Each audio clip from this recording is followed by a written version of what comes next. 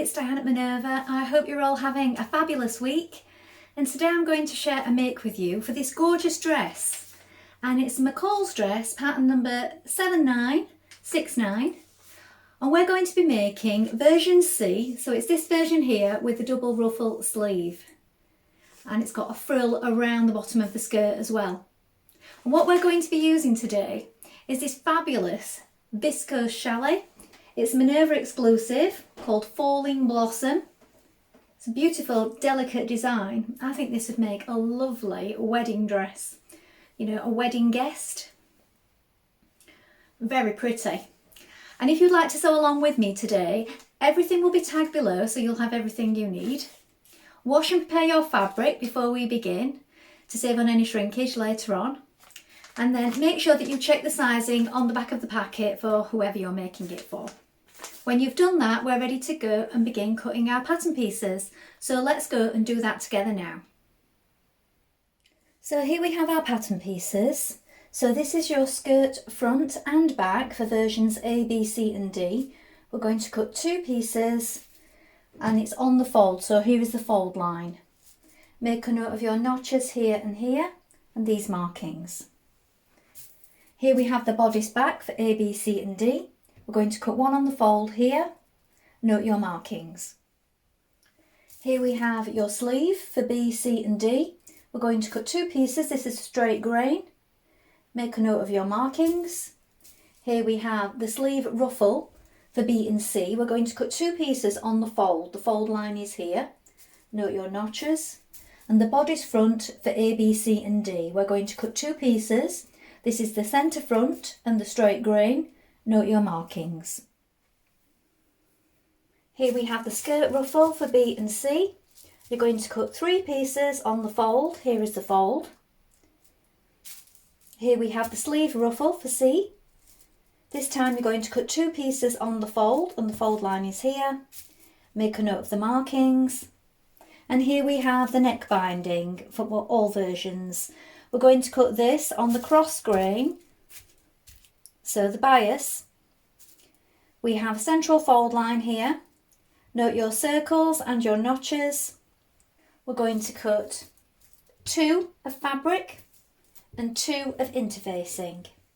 Now we're ready to begin making our dress. So first of all, you want to wind half of your thread onto your machine spool and check your machine needle. Now I'm using a universal size 70 today, standard size needle on this viscose chalet. You may wish to test this before you begin. Then we're going to take our neck binding pieces and apply the fusible interfacing. Also make sure that you transfer all of your markings onto these pieces and put those to one side. Then we're going to take our front bodice pieces and our back bodice piece and we're going to join them at the side seam.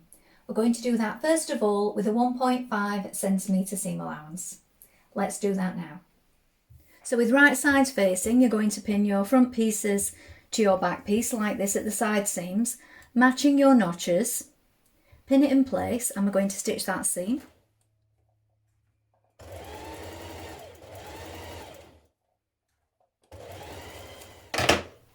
Now when you've done this, you can edge finish and press your seam flat on each side.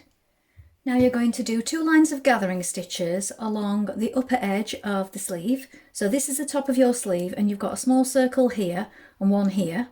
So we're going to do two lines of gathering stitches along there. Two lines just make it gather more evenly. You could do one if you wish, but I think two is better. Next, fold your sleeve in half and pin the underarm seam, matching your notches here. We're now going to stitch this seam with a 1.5 centimetre seam allowance.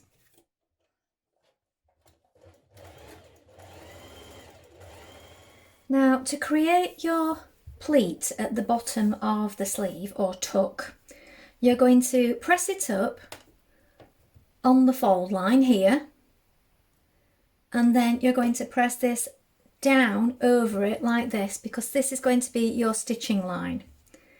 So I'll hold this a bit close to the camera so that you can see.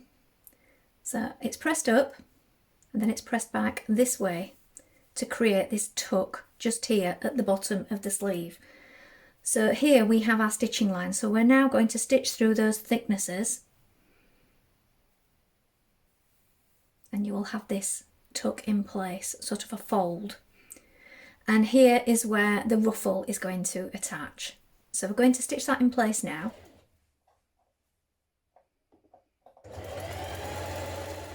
Stitch sides of your sleeve ruffle together and make a narrow hem. So this is piece number 6.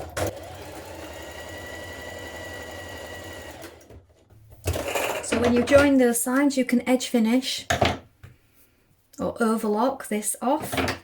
Then we're going to make a narrow hem at the bottom. Now we're hemming the bottom of our ruffle. You want a small narrow hem, so you want a double fold. You can press it first if you wish, or you can use a rolled hemming foot like I'm using here. Now if you are using one of these, you need to practice a little bit first, and you get it fed in, folded under, and it just catches it nicely on the edge like this. So you can do this without, you can just do a narrow double fold, press it first of all and just take your time. But if you wish to invest in one of these, they do make it a lot easier. Now if you're making version C, you're also going to join your number 7 piece, so that's your other ruffle for your sleeve at the side seam. Now you're going to take your 2 ruffles and you're going to pin them together at the upper edge like this. Make sure that you match your underarm seams. And then we're going to do 2 lines of gathering stitches again at the top edge, ready for applying it to the bottom of our sleeve. Now at this point you're going to pull on your gathering stitches around the top of your ruffles, and we're going to pin it to the bottom of our sleeve. So be sure to line up your seams here and make sure that your gathers are all even. And now we're going to stitch that to our sleeve.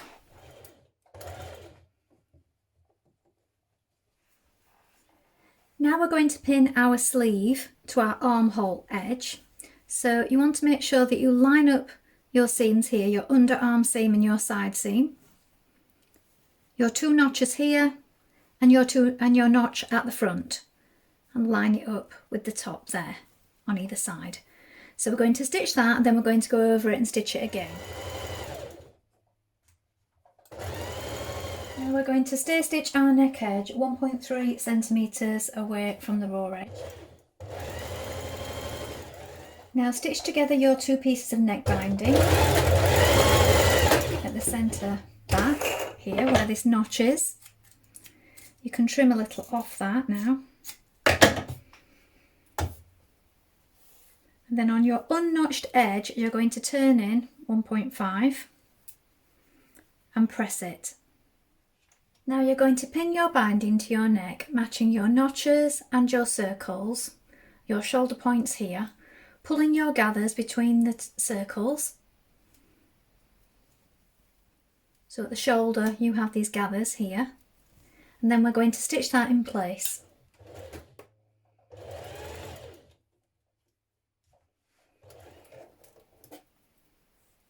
Now turn your neck binding to the inside, so you can press it first of all and then slip stitch to the inside.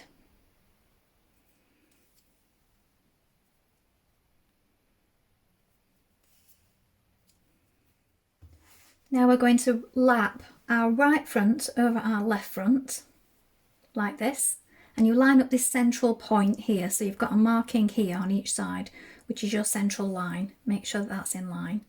And then we're going to baste it across the bottom here.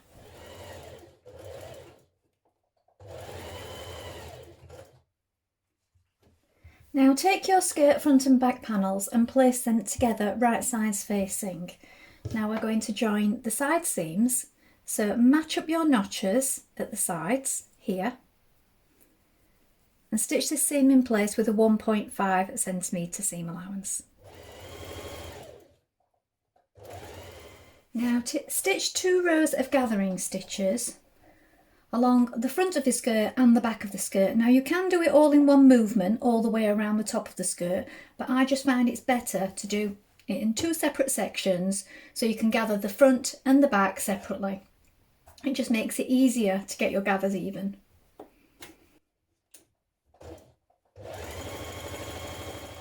Now line up your notches with your skirt and your bodice, your side seams and your centre front and centre back, and we're going to pull on those gathering stitches and ease in the gathers all around the bottom of the bodice. When you've done that, we're going to stitch it in place. Now stitch your skirt ruffle sections together.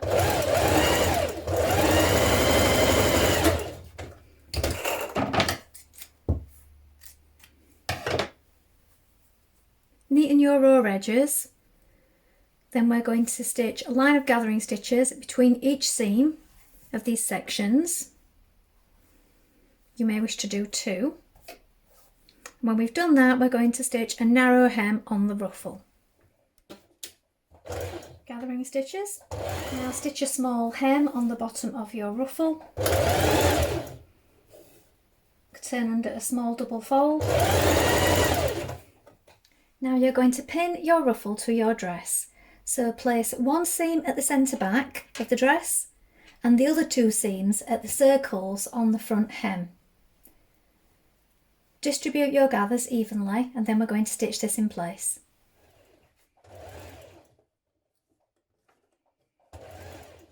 So here is the finished dress.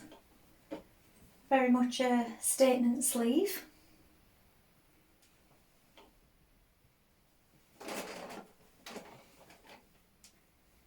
There are no fastenings in zips or elastic or otherwise, so it's quite a loose fit round the waist. Well, I hope you've enjoyed sewing along with me today. Have you made this pattern before? If so, remember to include any photographs in the comments below. We always love to see what you've been making. And maybe next time you try this dress, you could try it in a georgette or crepe de chine. Maybe try the maxi length with the different sleeve variation. Well, that's all from me for today, but I hope to be back with another sew along for you really soon.